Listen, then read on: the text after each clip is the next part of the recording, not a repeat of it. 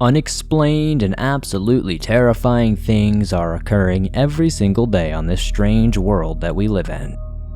Welcome back to the swamp, my friends, and welcome if you're new. Today, these viewers sent in their allegedly true and downright creepy encounters with the paranormal and unexplained. If you have a story that you would like to share in a future episode, be sure to submit it at swampdweller.net or the email you can find in the description down below. Now, without further ado, let's jump right into these creepy and downright strange and unexplained horror stories sent in by viewers just like you that'll freak you out tonight.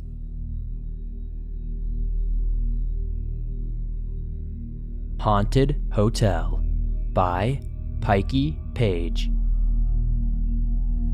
Hey Swamp Dweller, I've shared a story with your channel before, but I wonder if anything ever came of it. So here goes another true story submission of several encounters with the unexplainable. My girlfriend and I were on vacation for her birthday sometime in 2017 during the winter months. We decided to take a break from the rat race of Los Angeles and show her my hometown of Reno, Nevada. My mother offered us to stay with her at her sizable 2-story house, but my mother has always had a ton of animals and my girlfriend and I decided we didn't want to share a room with her dogs, as we would have to stay on the couch and the pups slept there each night. So I hopped onto an app looking for a hotel that night and found us a cheap room on the 16th floor of the Circus Casino Hotel.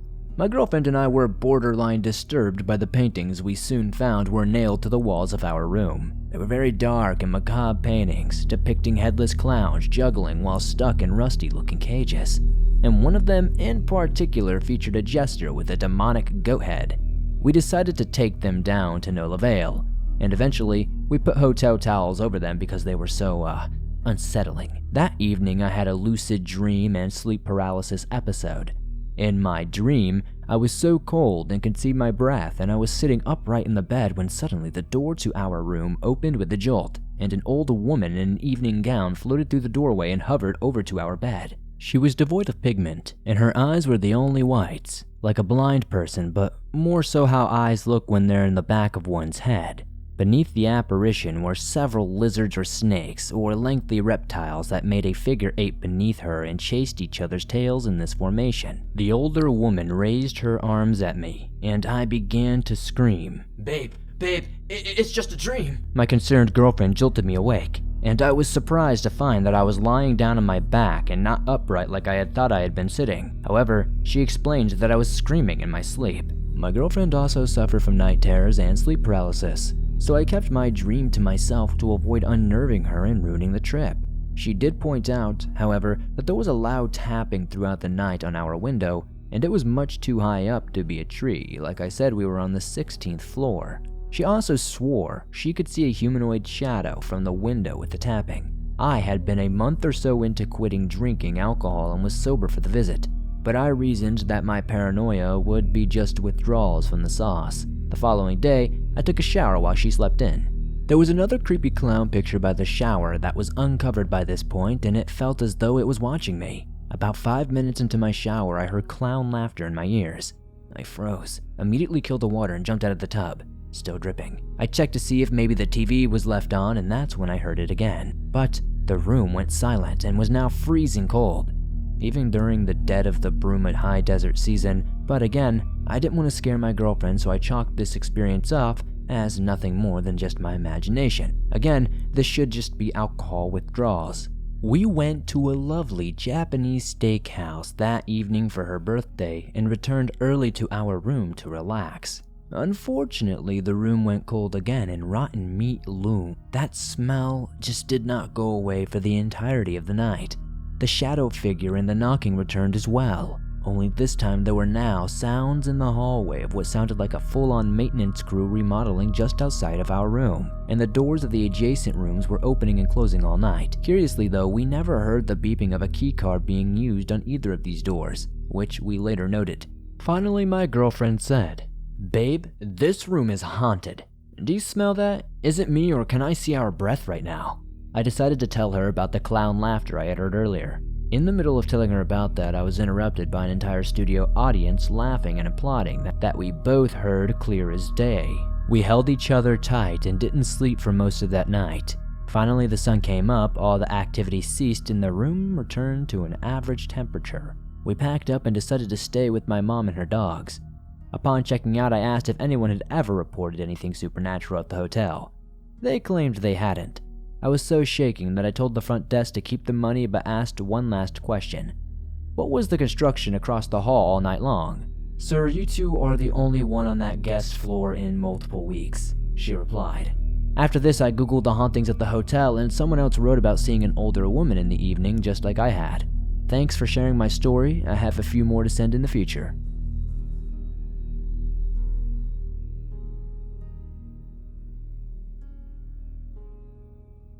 My Creepy Story by L.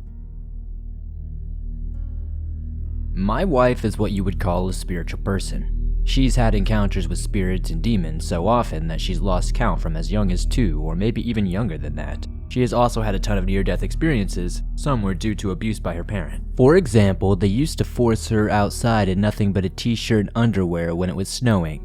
I don't know if you know much about hypothermia, but in the latter stages you begin to feel warm. So warm it's like you're burning up, so you'd start to shed all of your clothing. It's common for people who get lost in the wilderness to shed their clothing just before dying of hypothermia. My wife got to this stage at least 1 to 2 separate occasions, and even stated that each time she did, she saw a robed man in a dark hood walking around nearby through the snow. She's always believed that it was the Lady of Death. Anyway, those weren't the only times she's had near-death experiences. She also had asthma as a child, and often had asthma attacks that were so bad she would have to be rushed to the emergency room. Many times, she's lost consciousness and remembers floating outside of her body. She's also had many concussions due to abuse and fights with other children. But honestly, it's a miracle she survived all those experiences. My point in telling you all this is that having so many near-death experiences caused her to develop supernatural abilities after a while. I won't tell you about all of them, just the only one important to this story. The ability to protect herself and those she loves from dark and evil forces. I won't say how, but she's put up a shield around us to keep us safe. I guess you can compare it to a place that has a ward. Now that you have essential background, let me get on to the story itself. So, due to some unfortunate circumstances, my wife and I were going through a rough time, and we thought it might help if we tried to turn to God. We started going to church and whatnot, and she thought she'd try just relying on God for protection instead of on her abilities and the safety of the spiritual friends she has made over the years. Unfortunately, this only opened us up to all kinds of attacks. Not only were we no longer protected, but now demons could possess my wife at will at any time. This became terrifying for me. I remember so many times that it was hard to narrow down that she had become possessed. I do not have spiritual abilities as she does. I have developed the ability to see spirits after I've been with my wife for long enough. I guess that's just a perk of being in this situation. I'm sure it's great for some people, but it isn't ideal when you have to deal with it so often, you know? I remember one time being on the bed with my wife, and my wife suddenly lost consciousness. Then she woke up and spoke, but the voice that she was speaking with was not hers. It was impossibly deep. I was petrified. Her eyes had a look of rage in them. The demon told me he wanted to take my wife and use her for his evil doing, and I told him that there was no way I would let that happen, that my wife belonged to Jesus.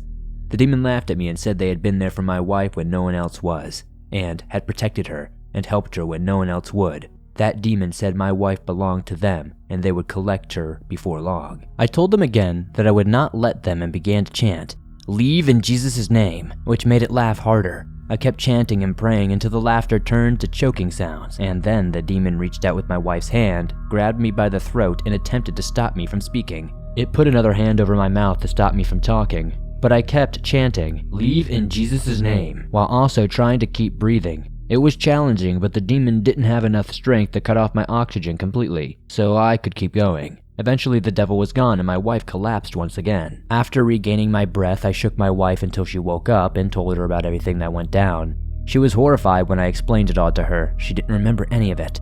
I had many more experiences like this one. I even had a few of the demons throw me on the ground before. Eventually, my wife and I decided that Christianity was not for us, and she went back to protecting herself and accepting the help of her spirit friends. We don't get attacked anymore. Ever. It's been lovely since we returned to the way things were before. These aren't the only spiritual experiences we have had together, but it's one story I'll never forget.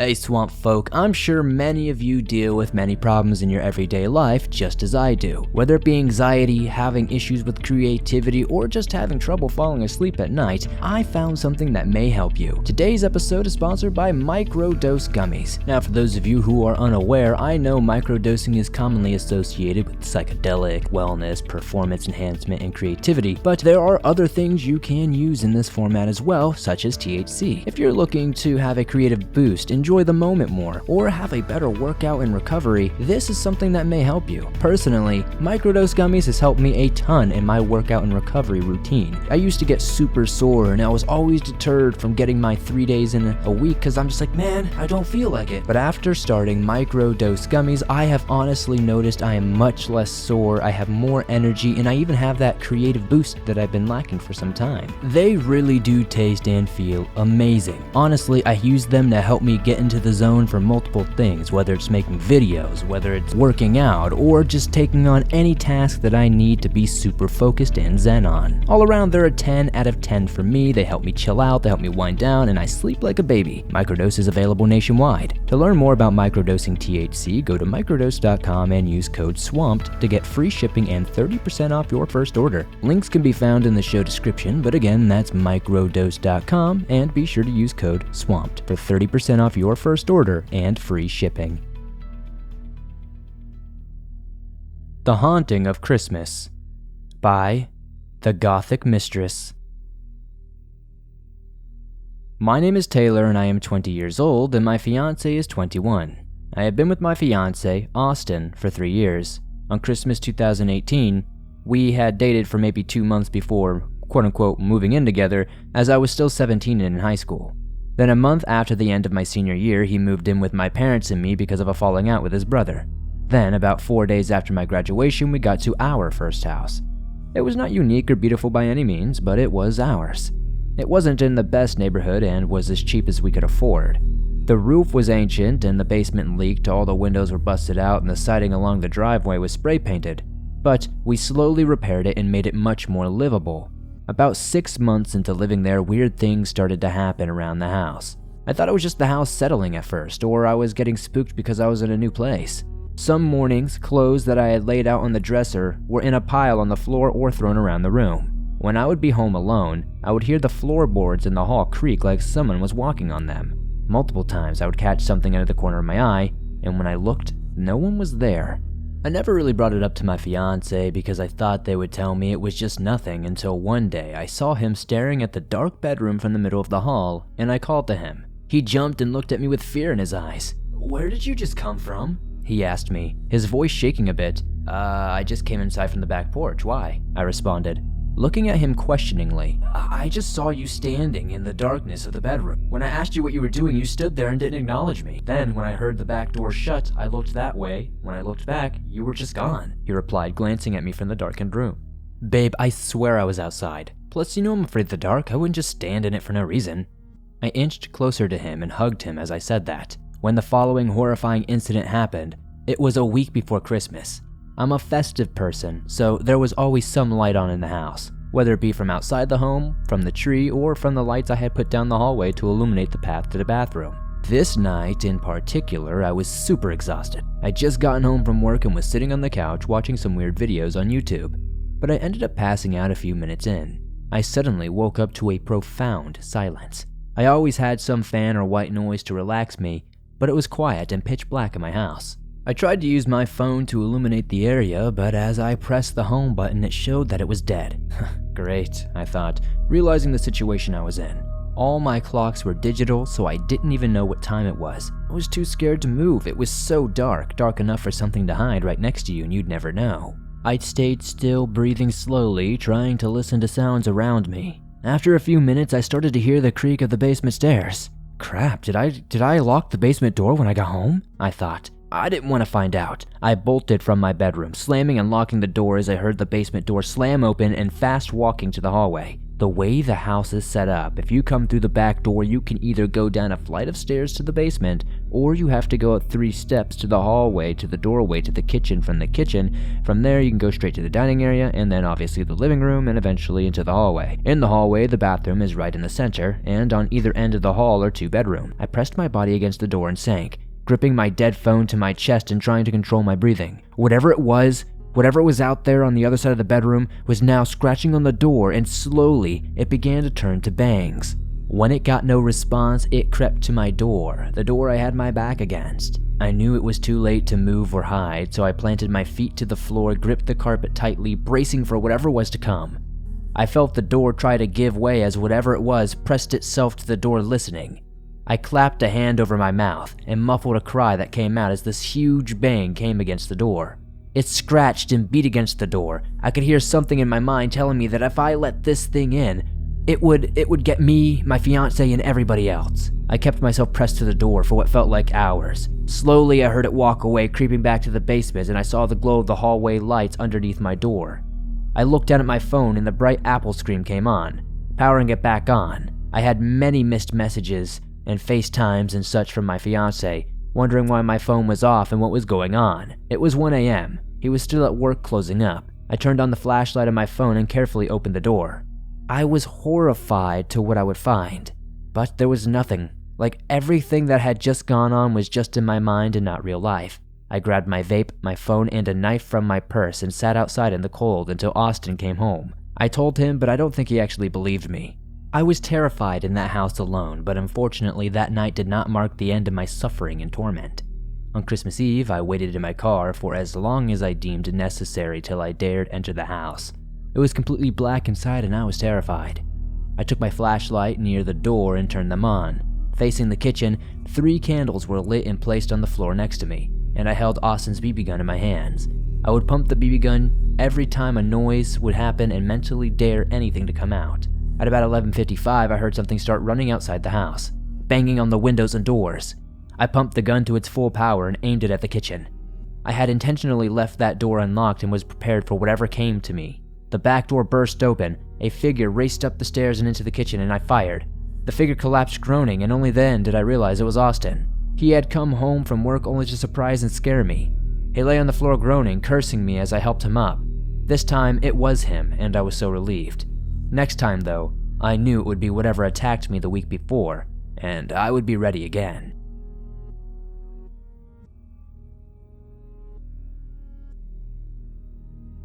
Skinwalker in Ohio by Kristina M. I grew up in a small town in southern Ohio. It's a creepy place, the town is old, and many buildings still stand, and there's a lot of creepy history here.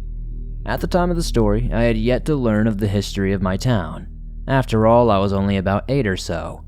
It was my older sister's birthday, so it was sometime in February. There was still snow on the ground, but it was warm enough to just have a sweatshirt on. Anyway, everyone was in the house enjoying the festivities except for me. Being the wandering little girl I was always outside. This particular day, I was jumping on the trampoline. To understand the story, you have to understand the layout of our property. Our house and front yard was surrounded by a ravine, so standing in our front yard, you could see down into the ravine on both sides of the property. So, jumping on the trampoline, I had a perfect view of the ravine. I was daydreaming and jumping when I decided to look to the left of me into the ravine. Crawling across the woodline, I see what I can only describe as some sort of man. But it wasn't a man. It was much longer, skeletal, and wrong. I couldn't breathe and I felt my heart sink. I couldn't look away and I stopped jumping. It had long hair covering its face and it was naked. It never looked up at me. It just kept crawling. I jumped off the trampoline. As soon as my feet hit the ground, I took off running. I slammed the door behind me and everybody looked at me. I ran immediately to my grandpa and told him what I had seen. He grabbed his gun and we all went outside. Everyone had thought my eyes had deceived me because standing where I saw the thing was a tall deer. Really tall. It was so massive even my grandpa had to literally wipe his eyes away to see if he was seeing that. After that, I looked into everything about cryptids I could find in the area. It kinda seems like it was a skinwalker or a knot deer or something like that, but honestly I don't know. This is the first time I've ever seen something like this, ever experienced something like this, and I have no idea how to really explain it other than what I just said. Hopefully I won't experience it anymore, but if I do, I will definitely send another story in.